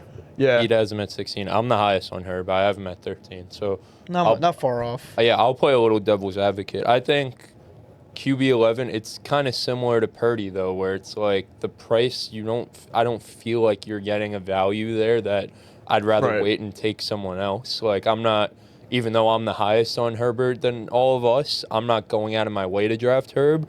But the thing in his favor is week 8 was when Ladd McConkey kind of came onto the was about to scene. say that. That he finished as the wide receiver 2 that week. From week 8 on, Herbert was the QB 7. So I just feel like we see a trend of where the offense is going, and it really is taking the ball out of Justin Herbert's hands more and more. There's really just no arguing it. Yeah. That's what the numbers are no, yeah, saying I agree, but with this coaching staff. I don't know. You get a guy in Hampton who's a dynamic running back who part of the appeal to an Omari in Hampton is his 3-down ability and some of his pass catching ability. which they didn't have last year, and a J.K. Dobbins and a Gus Bus. You draft a guy in Trey Harris who, I mean, where me and you were very, very high on Cleveland, that I think Cleveland is leaps and bounds better than Quentin Johnston. And Quentin, although he had a breakout year too, I guess, but he left a lot of damn points on. He left a lot of damn points on the board for them last year, and I think Trey Harris is gonna convert on some of those deep shots and be a down the field threat that they didn't have, which will just in turn help Herb. And then, I mean, you got to get Ladd the ball, whether you're a run first team or not. You got to get Ladd the ball, and again, once Ladd came onto the scene last year, Herb, you know, his fantasy value went up, and he was the QB7 from that point on. So I think it's, I definitely get where you're coming from, because they definitely want to take the ball out of his hands as much as possible. They don't want him to have to be superhero for 60 minutes. They don't want to throw the ball 700 times a season. Yeah. No. I get it, and I have him at QB 17, like we just said. I agree with your premise. It's just down the stretch over the last 5 games of the season, it was 30, 33, 31, 38, and 36 pass attempts. So they were slinging the rock a little bit. They opened it up. So to that point, I want to jump in here. J.K. Dobbins missed weeks 12 through 15 or something like that. I just looked. Okay. So, yeah, the two correlate directly. Right. Yeah, you got to factor that in. When they had to start throwing the ball. Yeah, but And then like you said, last 2 pass 3 weeks- catching backs. Maybe that balances out a little bit, but yeah, last 3 weeks, I mean, still 31, 38, and 36. Sure. It's still a ton of passing attempts, and I mean, I get it. I don't know how much Trey Harris comes in and really dominates and changes the game for them, but They got Mike Williams back. Mike will, baby. I was just gonna say they might have drafted Keenan Allen and Mike Williams again with Ladd and Trey Harris. For real, they really might have. I think Trey Harris is. I gotta use the bathroom. Sorry. Love me some Trey Harris. But Herb, yeah, it's just the combination. I'm not drafting Herbert. I probably won't. The thing with have him Herb anywhere, is he just doesn't have. I agree with Dean's initial point, which is the thing with Herb baked into his ADP is the name value of Justin Herbert. He's thrown for 5,000 yards before. Which will always be baked into his ADP for as long as he plays football. For sure. With Patrick Mahomes. Right. And his ceiling just isn't what it once was. Yes. I agree. Like it or not, yeah. I rode this man to a fantasy championship last year. I didn't have a quarterback, and thank God Justin Herbert turned into a stud, and I had the Herbert McConkey stack. Right. So, there is the upside still there. Yeah. It is still in there. It's just... Yeah, and part of the reason I have him ranked so highly is this same exact take Dean's making right now. I don't know if you guys remember, was a take that burned me last year. Justin Herbert was my quarterback to avoid for basically the same reasons. I didn't believe in the offense. I thought they were going to be run heavy, and then he burned me. He was great down the stretch of the season, and he finished as a QB1? He finished at 11? I think he finished at QB 11. Yeah, so he was a QB1 where I rember he was going QB 20-ish. QB 12. So he finished as a QB1. He was going around QB 17-ish last year, and one of my bold takes was he won't finish as a top 20 quarterback. So yeah, it's tough. He also, if we're being honest, we always talk about the law of averages. He just had one of the most efficient quarterback seasons ever, too. 23 touchdowns to 3 interceptions is a crazy ratio. Can he throw more touchdowns? Yes, for sure. But we know he can throw more picks. We watched him do more in one game. 4 in one game. But also, they are constructing this offense for him to be one of the most efficient quarterbacks in the league. So he has to keep it up. They dove into that more with their draft selections, getting a guy like Trey Harris who... you want to talk about efficiency, that's his freaking game. He was amongst the best, if not the best, in terms of yards per route run in college football last year. You draft a guy in Omari and Hampton who's going to just make the run game even better. So it's they're leaning into that efficiency thing. So it's the law of averages is in play, but also they drafted things to kind of combat that in a way. Yeah. You add Mekhi Becton on the O-line too. Forgot about Mekhi Becton. It good last year. should be a lot of the same from them, if not better. So, as a team, as a football team, I don't know what that does in turn for Herbert's fantasy value. I think QB 17 is low. I think it's too low. Because I think, like I said, the offense only got better. So it's like, Who do I have directly above him? If you could pull it up for me, if one of you can you tell me? you have Drake May 1 spot ahead of him, Okay. and then JJ McCarthy 2 spots ahead of him. That's Infamous JJ. I'm Yeah, we gotta get a super- jersey. We gotta get a JJ jersey. We for really the do got to studio, get a bro. JJ jersey. It's almost too iconic now. We do. I mean, you guys know how I feel about JJ in general. I loved him as a prospect. So it's crazy. Yeah, I'm putting him super high, but like same way he's calling his shot on Drake May, I'm calling my shot that he's a top 16, 15 fantasy yeah, you quarterback have him next at year. So 15. I just think that's crazy, bro. I think there is a world where he finishes. Like, I think it's the world we're living in. I think the passing volume is just going to be there inherently more for Minnesota than it will be for Los Angeles. Like, I mean, granted, Sam Darnold would finish ahead of Herbert last year. So if that's the argument, I can't argue it. But I just think it's not just the argument, but yeah. such an unknown. Like, Herbert's so much more of a safe pick to me. Like, I'd just much rather. I guess at ADP, you're getting much more of a discount on JJ. Yeah. But I don't know. Like, I wouldn't. I Can't go wouldn't down this road draft- again. I I wouldn't don't draft wanna- JJ ahead of Herbert Right. because I would just wait on the price to Right, work right. out for me. Yeah. But I think okay. he finishes higher, so it's I don't know, it's tough. Of course, there's more risk tied to him. Justin Herbert's proven, we know that. But yeah, I think the Like, I ceiling- can't use my Dak argument and say that the ceiling's so high because Dak was a QB2 before, because this isn't the Justin Herbert that was Yeah. the QB2 in his second year. Yeah. This Right. offense isn't the offense that was similar to that Cowboys offense, similar Yeah. to that Bengals offense where they had no defense, It's a really different no efficiency in Yep. the run game. You had just Eckler running the ball a lot of times, but Yeah. not a lot of yards per carries, where Herbert, I mean, in his QB2 year, I think he threw that thing over 600 I times. just said it You 700 just times. said, yeah, 700. That's insane. 700 That's is just unreal. insanity. Like, obviously, that'll never happen again for Right. Justin Herbert. No. So this isn't that Justin Herbert anymore. So He threw 700 times twice. What and- the like, fuck? I don't know if this is because they're not going to see the, cut files, Right. the unreleased files. But, like, I don't know if this is a crazy take. Like, I feel more okay with you guys saying you'd take JJ over Herbert than JJ over Dak. I don't know if that's a crazy take, but So you think Dak's I would agree. floor is higher than Herbert's? Is I think Dak's basically ceiling what- is higher than all of them. Yeah, than okay. both of them. I'd agree. Ceiling is the roof. Yeah. Ceiling is the roof. Ceiling Yeah, of I the can roof. see it.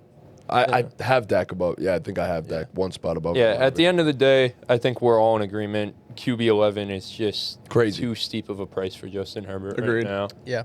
Where I don't think any of us are going to be going out of our way to get Justin Herbert on our Right. team. Nope. Because I'm out on because that. we don't think he's a top 3 guy. Like, you take a guy in that range to be So have like the top 5 ceiling. right. He Yes. just doesn't have it. Agreed. Sadly. Yep. Not at all. All right. I'm well, so curious as to see what you guys have to say about this one because I know I'm going to get torn to shreds a little bit. But my avoid is a guy that was, I believe, a back-to-back top 10 fantasy football quarterback the last couple of years. My avoid in fantasy football this season at the quarterback position is Jared Goff. I just don't like the situation that Jared Goff is in. Yes, the Lions are still a great offense and will be very productive, but a new offensive coordinator after they lose arguably the best one in the entire NFL, an offensive line that has lost some key pieces, namely the center and the heart of the entire offensive line, the one that does a lot of the line calls in Frank Ragnow. This responsibility now falls onto a rookie in Tate Ratledge, or in this case, Jared Goff. So a lot more line changes, a lot more responsibilities. I think they're going to be a lot more on Jared Goff's plate. I think they're going to run the football a ton this season, and especially when you have two running backs that are as dynamic as Jahmyr Gibbs and David Montgomery. I almost just said Jordan Montgomery. As those two, I think there's going to be a hell of a lot more running the football. I think Amon-Ra off a knee surgery this year as well. Are we sure he hits the ground running next season? So yeah, I think there's a lot of question marks in Detroit and not a lot of answers at the current moment. So I'm going to hold off. I don't want to draft Jared Goff at the QB9 price. I think that's a little bit ridiculous right now, and I think that will fall. So, yeah, I don't see the top 5, the top 7 upside in a guy that I'm drafting at QB9. So I'm out on Jared Goff in fantasy football this season. Yeah. I think the coaching turnover in Detroit is huge. I think it leaves a huge question mark left to be resolved. So it's gonna kind of just be a need to see it to believe it with the Lions again, unfortunately. So I'm not gonna take QB9 Jared Goff. It's just not really what I'm like. I think you'd be silly to do that. No, looking at our rankings, when none of us are paying that price, and I think to have Goff over some of the guys that he's over, Dax and the other guys we've named, is literal insanity. Pete's real high on Pete, I was gonna say it's shame we gave Pete the boot because he has him at 7. He'd have a lot to say right now. No, yeah, he'd have a lot to say right now. But so I actually spoke to Pete about this, so I could kind of speak on his Sick. behalf I'm a little glad you bit. did. So his reasoning is just, the coordinator isn't there anymore. They lost guys within the staff, but the infrastructure is there. The guys that were promoted were guys from within who know the system, and Jared Goff has done this for a few years now. There's no reason to believe he takes a step back. So that's... has he done 7? What's his highest finish? He finished high last year. He was the quarterback 6 last year. Oh wow, okay. Who's their OC? Couldn't tell you. Yeah, I was gonna ask you guys. That sucks. But because they we lost don't half their I was fucking going to say, Right, though, yeah. because we don't know, I'm like 90% certain it's someone who came from within. for sure, yeah. Like- I'll for look it sure. up right So now. their though. offense their whole team was so good. Their whole staff got Right, like the ripped to wide shreds. receiver coach Right. went to the Bears. They lost the passing game coordinator to the Jets. Right. Wow. Yeah, it's a lot of Jared Goff has a lot on his shoulders this season. You know, he has a. So he it's- actually Yeah. wasn't. So it's John Morton. He's a He wasn't Michigan. He's a Michigan native. He previously worked with the Lions in 2022 as senior offensive assistant and spent the last 2 years with Denver as their passing game coordinator. So, someone who was there though and knows the Okay. system Interesting. a little, but Yeah, they reached deep into their bag for that one. Yeah, no, man. they were at a disadvantage because Yeah. everyone else was hiring coaches while they were still in the playoffs. Yeah. Which I hate. That was It's that's so- it's so stupid. annoying. That's so freaking stupid. I just think it's too much this year. I do like, and I think the price tag doesn't reflect that yet. I think there's, like I said before, I think there's just so much hanging in the balance of unanswered questions that I think that we gotta, you can't look at Goff's price tag and be like, yep, that's the guy that I'm gonna go draft in fantasy football. And I wouldn't even draft him if he was a QB 13 or 14 price tag. I'm really like that low on him this season. I agree. think. And it doesn't help that he has no rushing upside. It doesn't. And 2 running backs that are going to tote that damn rock. Like, that's how I feel. That's where I'm at. I don't know. I feel like that. Sorry, I ahead. feel like that part of it is just silly because he hasn't had rushing upside the past 2 years, and he's had 2 running backs that are going to. Well, no, I'm only saying that because there's a floor. There's a seriously low floor Sure. if everything doesn't hit. Right. So There's also a super high ceiling. sure. I think you have him ranked at I'm pretty low on him too. I have him at 17. I think I have him like 21. Yeah, none of us are high on him. You have him at except for Pete. 22. I Yeah. meant 19. Yeah. And Tom, you. 14. Oh no, I have him at 14. Tom, you have him at 17. I keep So I'm a mixing up little our bit- rankings. Yeah. So I'm a little bit higher on him, but I think you have him ranked at like his absolute floor. Yeah. Like I don't think it could get that is his worse floor, than yeah. 22 for him, and I'd be willing to bet a good sum of money that he finishes above he's a top 20 Top 20. fantasy quarterback. I Who are think. the guys I have directly above him? I Michael know. Penix, Stafford, Penix is crazy. Penix above Goff is nuts. Penix, Stafford, Stroud, T-Law. No, bro. Yeah, I mean Yes. his past 3 finishes Penix are 6, above 7, Goff 10 with no is Ben just- Johnson. I get I'm it. sorry, so silly. I'm not actually sorry at all. It's so dumb. I think Michael Penix is going to have more passing volume than Jared Goff next year. And you could argue it's maybe a less efficient offense, but I mean, he Well, it also is playing with a but- running back that's going to tote that rock. yes, You know? But there's 2 guys that are going to get 200. No, I agree. plus. The Lions' identity is going to be running the rock. I don't think Especially- the Falcons' identity is going to be running the ball, but I mean, What, they have. what about the Falcons? And Is telling you though that Penix is gonna be more productive than Jared Goff.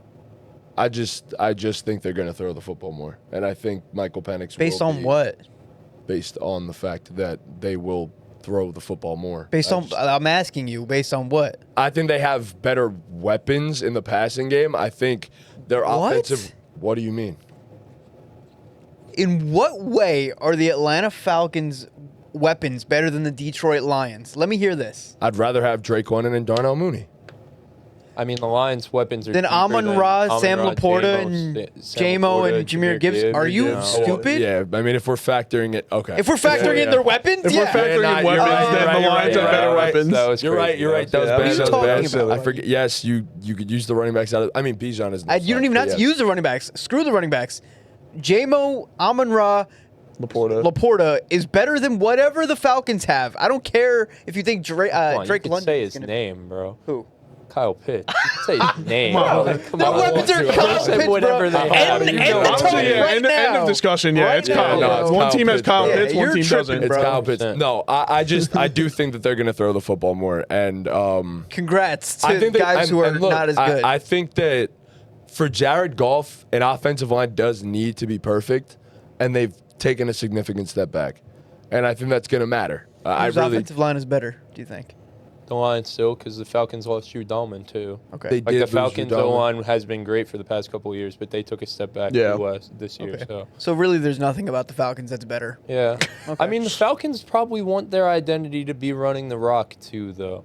They don't have – the Lions have – I don't know if this is a stretch, but, like, I guess kind of like a historical running back duo in terms of duos we've seen. But Falcons have a pretty damn good running back duo, too. Probably Yeah. the second best in the league, honestly. So it's not up there, top 5 at worst. Yeah, You for know, I sure. don't want to rank running back duos right now, but Right. up there to where, like, I mean, the focal point of the Falcons' offense is going to be running the ball, especially just getting the ball in Bijan's hands. For as good as Drake London and Darnell Mooney are, whether they are able to establish it or not is yet to be seen, but they're going to want to establish the run the same way the Lions want to establish the run. That's the strong suit of the team. I think that if both the efficiency and the attempts go down for Jared Goff, it's just a significantly worse fantasy output. Yeah. So No, I'm I just- have him at 19, but Penix is crazy. I think Penix has a better fantasy season. So I had him at 17 first when I first did it. That's why I said 17 and I saw yours. But then when I spoke to Pete and he was telling me why he had him so high, he kind of convinced me. I was like, you know, like, I could still factor in him taking a step back and have him at quarterback 14. Yeah. Like, I'm still Yeah. factoring in him taking a step back, the Lions offense taking a step back. You know what I mean? Like, I agree with a lot of your principles. I just feel like you guys, I mean, you have him at 19. Like, you guys kind of went to the extreme, you know what I mean, in a way? Like, yeah, I mean, I probably could move him up a couple spots, but I'm not moving him above Stafford. no, that's I'm not moving so him I'll above ask you Stroud. this. Like I'll above ask you Penix, this, yes. too. Do you think there's no world where he finishes as a top 10 guy this year? Yeah, I think there's no shot. I think combined with the fact of he's taking a step back, I think there's so many guys that are going to be taking a step forward that you kind of get pushed out of the range unless there's injuries, which we can't predict. Yeah. I He has don't to be know. perfect I as a just passer. think Tough. it's crazy to say there's no world where he's a top 10 guy after what we've seen the past 6 few and years. 7 the I past mean, 2 years, 10 before you know, that, yeah. we all did a list. We all saw the guys. Like, we all believe there's plenty of guys that are due to do better. Yeah, I mean, I don't. Young quarterbacks, too. Like, guys who are only going to be getting better. No, I agree with that. I have him at 14. I don't have him as a top 10 guy, but I don't know. I think he could jump. He could be a top 10 guy. I just think there's too much turnover. I really do. I think there's too guess. much turnover for that to happen again. There's no chance. I mean, he finished, you what was think- it, 6, 7? Yeah. Like, I don't think that's 2 years with Ben Johnson. Now he's gone. And prior to that, 10. That's another year where I believe it was Ben Johnson as well. So, like, we're taking away his OC. We're taking away half of his offensive staff. Taking away an all-pro center that makes the line calls and stuff. Like, we're putting a lot on this dude's plate this year. I don't see the efficiency being there. I don't see the volume being there. So I'm out. Like, So I'm all the way I'll out. ask you this before Tom goes. Do you think you have him ranked at his absolute floor, or do you think it could be even worse than QB 22? Guys I have directly below him, I'm assuming, are like Daniel Jones. You have Tua, Danny, Gino, are the three directly. That's his 4. That's his 4. There's no way he does worse than those. I But could I- agree with it. I think I think his 22 ceiling is is a little 20 steep, I think but 20's 20 is the perfect. I'd say 20. Yeah. I think his range is 10 to 20 to me. That's why I kind of have him right in the middle at 14. I pretty think fair. it's in that 14 to 22 range. Yeah. I'd say like 12 to 20 is where I'd be more Or comfortable. 12. Yeah. but Yeah. That's fair. 13 to 19. Splitting hairs, yeah, you know. All right. So we got all our Jared Goff out of our system. Yeah, Everybody- man. Okay. The cool. goofball. I we want love more it. Jared He's, Goff in my system. to me, the most polarizing quarterback this year. Based on where he finished last year and the Yeah. range of, because you're not the only person with that Yeah. take that Right. he's going to fall. I mean, you're kind of in the same boat, just not to the same extreme, but Yeah. a lot of people feel that way. But I think we're forgetting how great he was these past 2 years. I in still a think he's way, an you know awesome what I mean? quarterback. Like, I do too. I've also just personally never been on the Jared Goff train, even when he was playing on his best. Like, out of all the teams I've had in the past couple of years, probably like 10, 12 fantasy teams, 0 of them rostered Yeah. Jared Goff. It just wasn't an attractive pick. I agree. I'll never own a Jared Goff. Like, I just don't. I also don't value those I had him on all my archetypes. Amon-Ra teams last year. That makes Okay. sense, though. I don't value the The archetype. stack is cool. Yeah. So, All right. Sorry. Now we have Jared Yeah, Goff sorry, out of our sorry. systems. Okay. He did ask. We said yeah, and then kept Sorry. My quarterback to avoid in your drafts this year is going to be Bo Nix. Look, I get it. Second-year guy, perfect fit for the Sean Payton offense. Added some new toys. I see it. But Bo was just not as good of a passer as his quarterback 7 finish would suggest. He was 29th in the NFL in yards per attempt at 6.7. He was 15th in the league in completion percentage at 66.3. I believe 3/4 of his passes were within 10 yards of the line of scrimmage. He does not throw the ball downfield, and that's not going to change. After Sutton, we're all big Cortland Sutton guys on this set. We all know and appreciate Cortland Sutton. After that, I'm not really impressed by the weapons rooms. You can throw Marvin Mims at me, that's fine. You can throw Evan Ingram at me. It's solid. It's not great. And he's just not going to throw the ball downfield enough. They drafted RJ Harvey. They signed J.K. Dobbins. They're going to run the ball a lot more, which will eat into his scrambling, to his rushing. He had a lot of design runs for him too.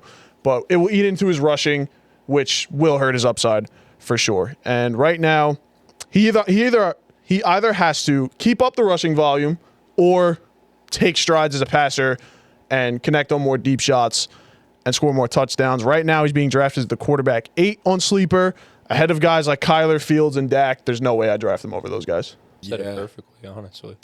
Kind of agree You with put everything. together a flawless argument. Yeah. It was kind of great. I still disagree, but that was a great argument. yeah, I mean, I agree with That's Dean. fair. I disagree, but that was it was a great argument against him. The Kyler Fields and Dak thing sold me because Hell yeah. I have all those guys ranked above him. Exactly. Yeah, so do I. I mean, I don't have Dak above him, but I do have Kyler I and think Fields. that's pretty crazy. Like, I don't know. I guess the rushing, he was a really good runner of the football. I just Very don't good runner. I just don't see a world where that doesn't come down. They are going to be a better rushing team, like with their running. Right. 100%. Yeah, for Yeah. sure. How much does that eat into what he's doing? Is the Right. question. So I yeah, mean, but does he's it help QB7 as a rook. As a rook. I know, but That's a rook. As a rook. as a rook, I know, a rook. but it's as just a rook is crazy. as a rook is insane. But it's just like I said, the depth 12th chart overall. Did they do a lot that? Like So makes they you have believe he's they gonna have get the better? best offensive line in football, the singular best offensive line. Probably in football. argue he had that last year. Though. My did, he question was did, he like, did. what did they do to? Added Evan Ingram, which I think is actually one of the best. He's a good pickups safety of the blanket, yeah. offseason, truth be told, like Sure. I think it's very underrated. What happened? Revamped running back room. Yeah, I mean, it's outside of that, they drafted Pat Bryant in the 3rd round. It's a 3rd round rookie receiver. I'm not expecting too much, but that helps too. Yeah, I mean, they revamped the entire running game, which I think objectively will help him a ton in the passing game, at least up his efficiency.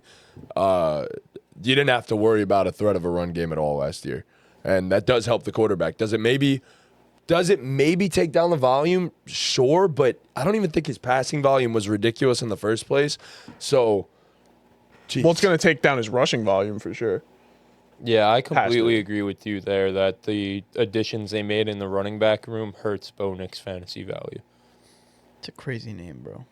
Yeah, Bo Nix is a crazy name. Bro's got 5 letters. There's like 5 total letters. bro. 5 total. letters. I I was Is big Bo short for something? Bowman. Knicks. Bowman. Bowman. And Bojangles. I mean, I'm looking at the game logs here. He had some good matchups here, where he had some big games. I don't know what their schedule ranked is, and I don't even think that really matters at this point in this because that's subject to change. But I'm pretty sure he started slow though, and then started. While Bo can be a nickname for other names like Robert or Beau, in his Bo, case, yeah. it's his actual given name. So they wrote BO on the Jeez. On the birth certificate. Bo. bro. They named him Body Odor. Yo, bro. That's crazy. Yeah, it's just I don't know. I just don't think the home run hitting plays are going to be there, like the big plays down the field, which I think he'll do. need to make up the discrepancy in the rushing.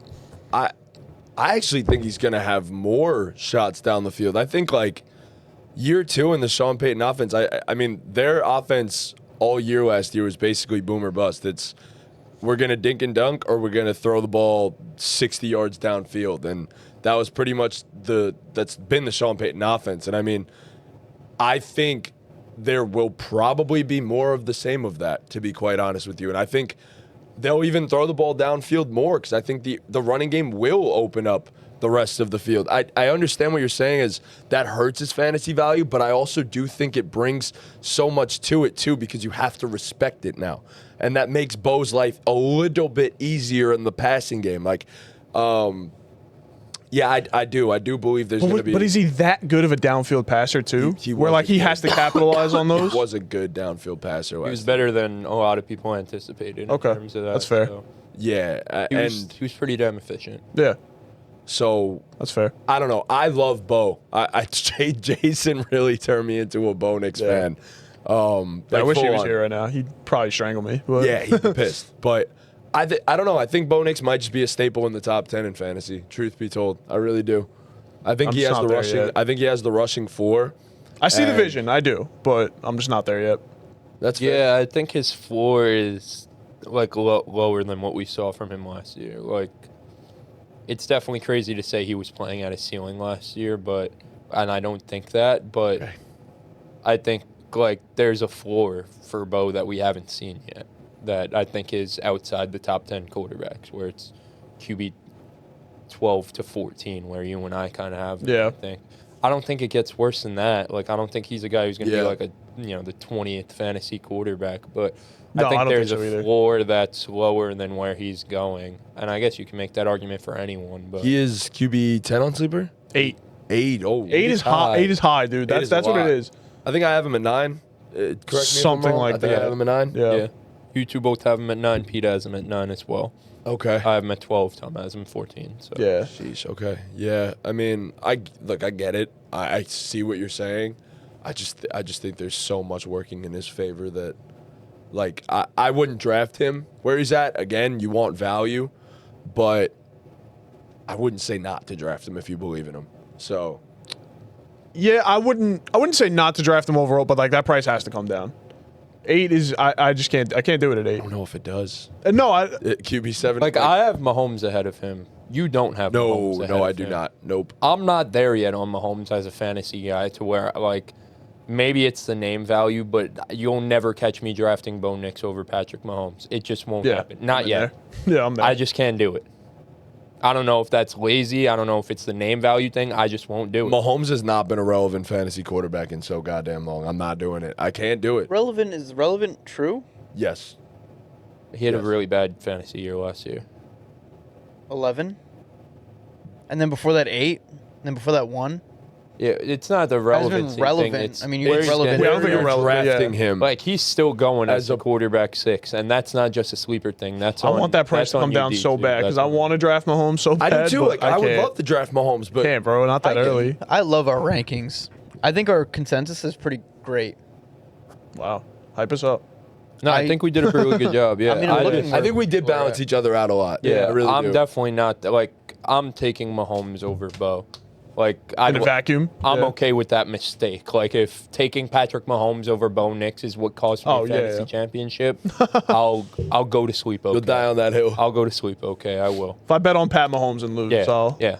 That's Yeah, why I'm just I'll live with not that. I there. agree. And I mean, like, I have him low. I have him at the same spot you have him. I have him at Yeah. 11 as well. I just have few guys ahead of him. That's where I bake in the Dak love and shit like that. So I think QB 11 is fair for Mahomes. I think, and like I said, I'm a believer in Bo, so I think QB 9 is fair for Bo as well.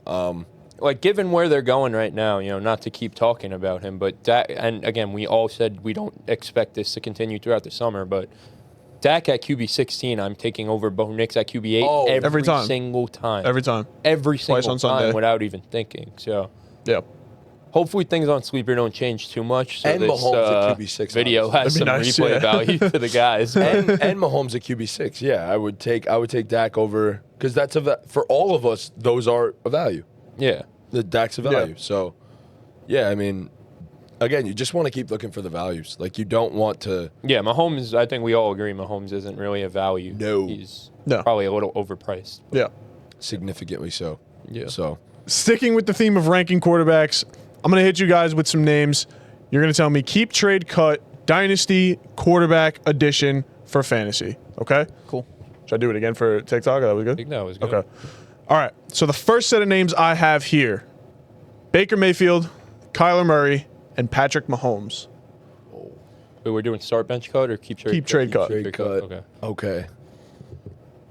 I think the easiest one of the three. I'm not starting a keep. I'm saying trade Mahomes. He's the middle guy.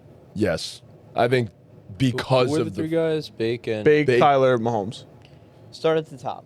I know I'm trying, but I'm like figuring out between the other two what I want to do. But I know I want to trade Mahomes. We'll do it faster. Get there Fuck quicker. you. It's the easiest one in my opinion because he's gonna get you the biggest return probably, just because of name value alone. To me, it's an easy keep bake. I was about to say, and I have Kyler higher, but I think I agree. In It's an- Dynasty, right? It's an easy keep bake. Sure, Mike Evans and Chris Godwin might age out. Okay, we have J Mac and Emeka Ibuka. We for you. reloaded, yeah. Yeah, they reloaded. And they got Kate Otten. You got Bucky Irving. Like, there's young talent all around him for Baker to kind of continue this thing on for a few years. And I don't believe in Drew Petzing. I don't believe in Drew Petzing and the Kyler situation at all. I'm very, very low on Drew Petzing, the offensive coordinator. I'm okay with putting Mahomes as our trade Yeah. because Name of the value. name. I'd go keep Bake, trade Mahomes, cut Kyler.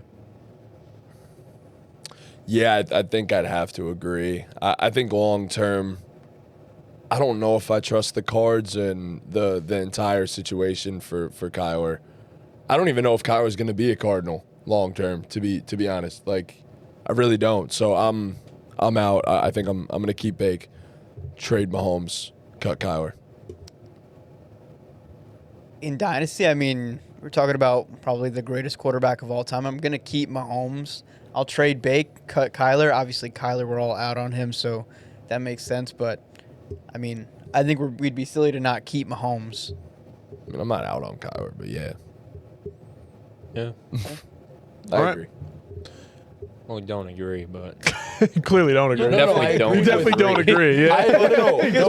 Yeah. Quite literally disagree. I said keep Bake, trade Mahomes, cut Kyler. Oh, I agreed with Yeah. you. Sorry, he kept. Yeah. don't agree. Yeah, No, no, not I at all. disagree. Quite I literally disagree. I very much disagree with you, actually. All right. Sorry. Next set of names is Brock Purdy, Jordan Love, and CJ Stroud. oof. Stroud's such a tricky situation right Yep. now. Love what they did in the offseason in terms of getting weapons around him. But their offensive line didn't get better. Offensive line got worse, if anything. Got worse. Yeah. And it was really bad. It was hard to get worse. It was very hard for it to get worse. and it somehow might have. Why did they he's the trade youngest. Laramie? They just weren't rocking with him. That's weird. Then who do they rock with? Because they don't got really anybody else. Somebody else. It's weird. Wow. I think I'm gonna. Ooh, I like Brock. This is a tough one. This is a good one, Tom. I actually genuinely have no idea. You got an answer, Dean? Yeah. I'm going to keep Jordan Love. I'm going to trade Brock Purdy and cut CJ. CJ Stroud. I think that's the only way to go. I think the Packers offense is too good to get rid of Jordan Love with LaFleur? I agree that I would keep Jordan Love, but I think the trade value for C.J. Stroud would be higher than the trade value for Brock Purdy. Trade C.J. Stroud, cut Brock Purdy. But why? Because Brock Purdy, they're what, both in their going into their third year of being starters? Yeah, but I think And Stroud's... Brock's already been ranked higher than Stroud. Brock's what, 25? I think Stroud's a year younger, maybe 2. I think Stroud's a year younger or 2, and then... In quarterbacks, does that really matter? No, but I think Stroud overall just would have more value in a trade. I think people and Brock view already got a Stroud- contract. Listen, I get why the rankings are the way that they are. I feel like Brock should be ranked higher than Stroud. He has the contract. He has the production.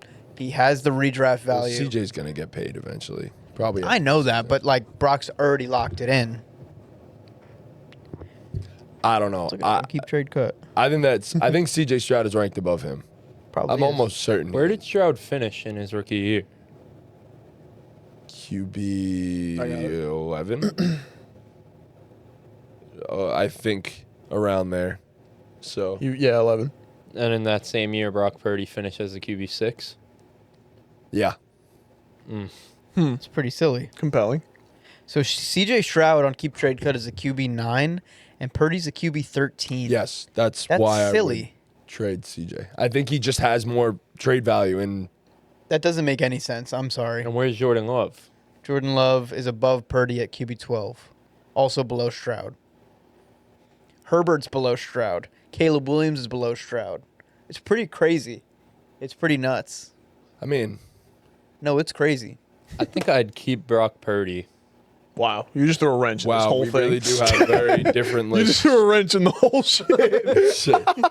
Shit. I mean, to this point, Brock Purdy's shown to have the highest ceiling out of the bunch. He's finished as a top 6 fantasy quarterback.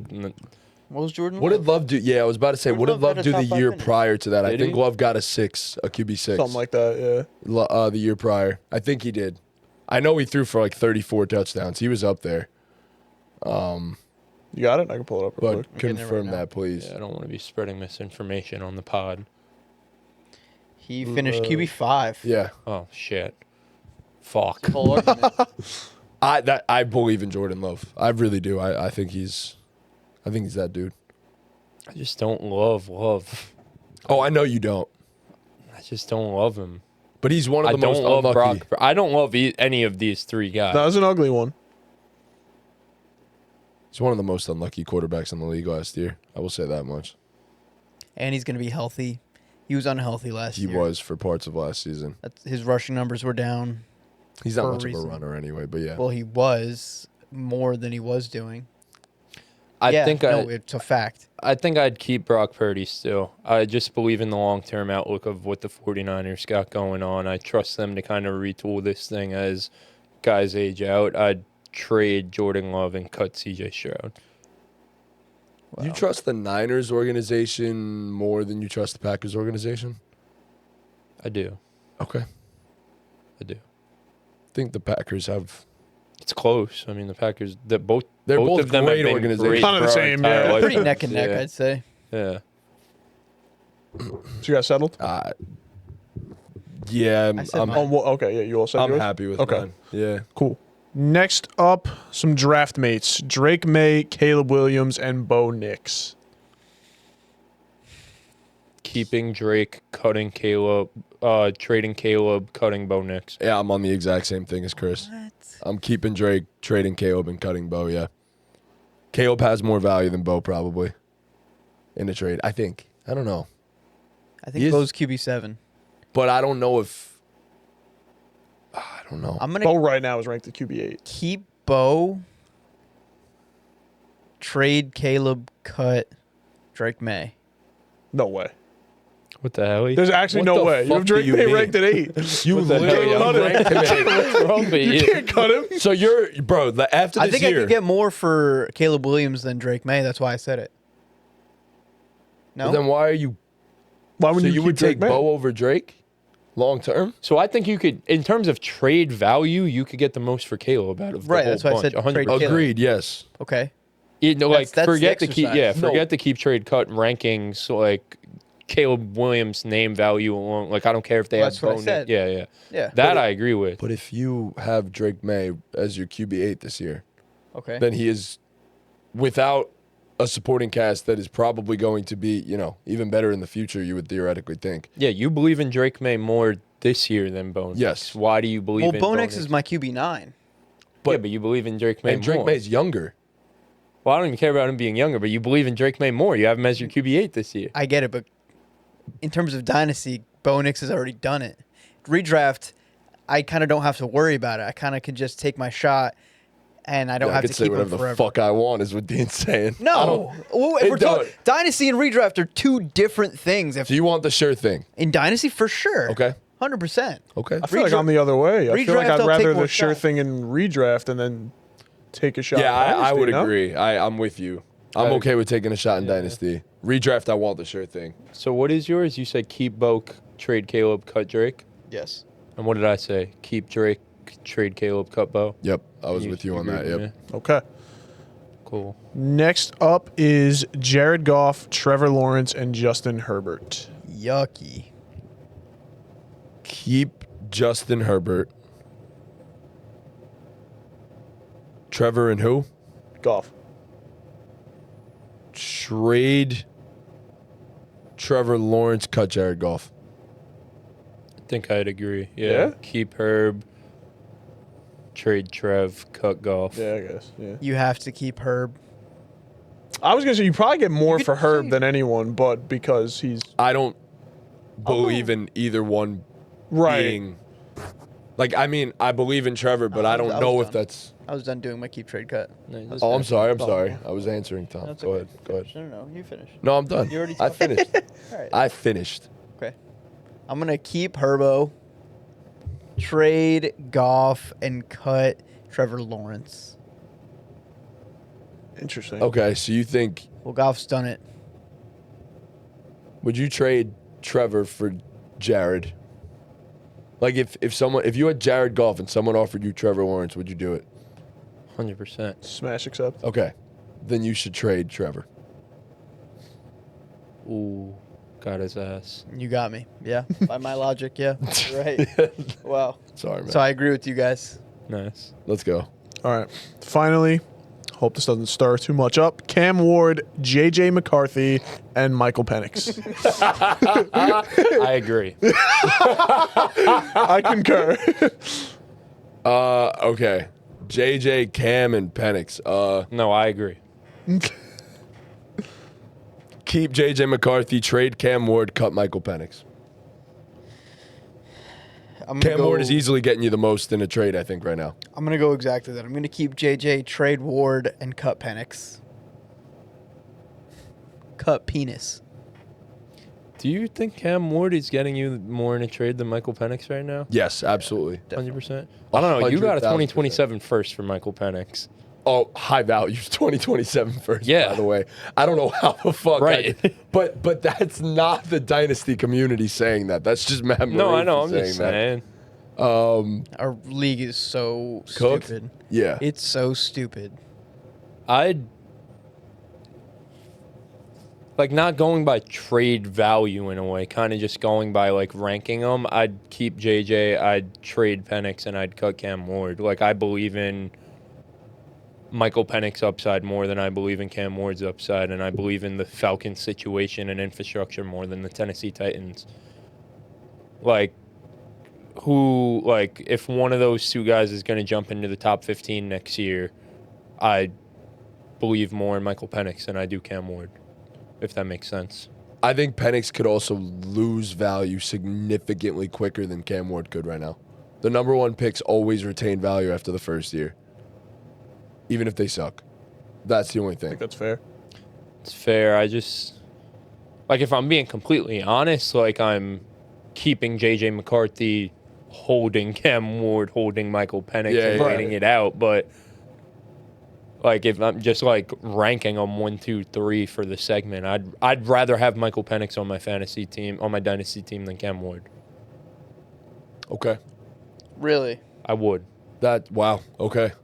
I would prefer Cam Ward definitely, but over I Penix. kind of like Michael Penix, the football player, more than I. I was gonna Cam say, you Ward, think the football Penix is the number 1 pick in this year's draft?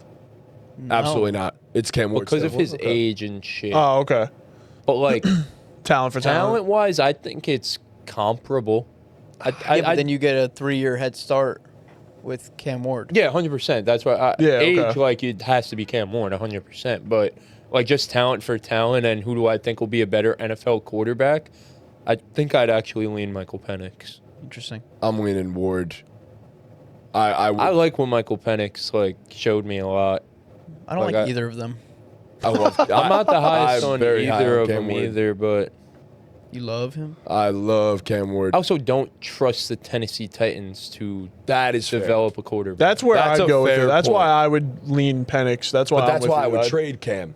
He's the first overall pick. Yeah, I'm thinking sure, people yeah, probably trade believe- value. He has more trade value. Yeah. I don't think it's a big difference though. Yeah, but like, I ain't going out of my way to trade for no Cam Ward, bro. Not For the now. price you could trade for Cam Ward, you could probably get Baker Mayfield. Yeah, like if I'm buying one of these guys, I'd rather buy Penix for a little 100%. bit cheaper Yeah. than go out of my way to get Cam. Let Cam Ward play a few games, probably get sacked a bunch and all that, and Yeah. then check back in maybe. Unless he's just a stud from day one. Say publicly how much You know, he hates that's all. Tennessee. Yeah, Yeah, something like exactly. that. for sure. Yeah, then go get him. All right, that was it. That was good. Cool. That was good, Tom. Made us Cool. think. Thanks. All right, well, thank you guys so much for watching. Please be sure to leave a like, subscribe, hit that notification bell, follow us on all of our socials, and the draft guide will be out soon. Make sure you go hit that link in the description to pre-order the draft guide. Drop your email in that in the email box, and come early August, you're gonna have that completely free of charge. So stay in touch with that. We put a lot of effort into it. Dean, you killed the graphics on that. It's unbelievable. So. Yeah, I'm and gonna be grinding. we're still working on it. So if you guys have anything that you really want to see in a draft guide, like no promises, we'll get it in there because we have a lot of stuff that we're already adding to it that we got to get done. But if you guys have any suggestions, we're definitely open to reading them. And if it's something that we feel like, oh shit, like we should put that in the draft guide, like we'll definitely try to work it in if possible. So definitely any suggestions that you guys would like to see in a draft guide, maybe something out of the box that you don't see in other draft guides, something like that. So Yeah, definitely accepting suggestions. for sure. And that was? Ball game. Ball game. Ball game.